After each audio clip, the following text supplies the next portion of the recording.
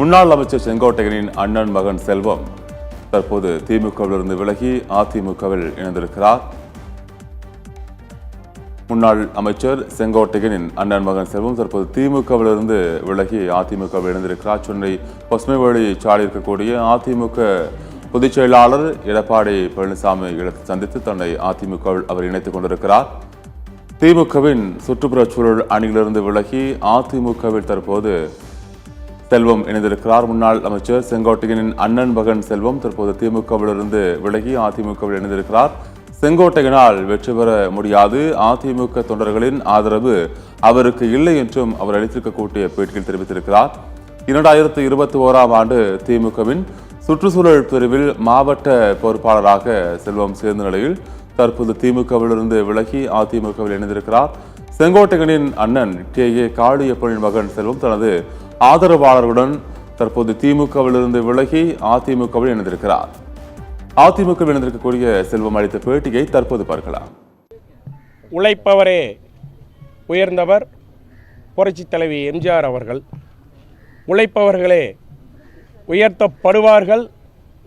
மாண்புமிகு எடப்பாடியார் அவர்களை வணங்கி 1972 முதல் அரசியலிலே 53 ஆண்டு காலம் அனுபவம் வாய்ந்த திரு கே செங்கோட்டையன் அவர்களுடைய வளர்ச்சிக்கும் முன்னேற்றத்திற்கும் வெற்றிக்கும் மிக முக்கியமான காரணமாக எனது தந்தை திரு கே காளியப்பன் அவர்கள் அன்று முதலே செயல்பட்டு வந்தார்கள் என்பது நிதர்சனமான உண்மையாகும்.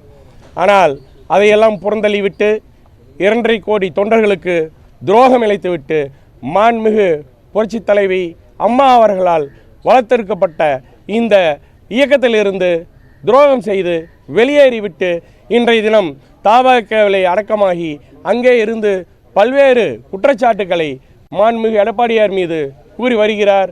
அது அனைத்தும் தவறானது.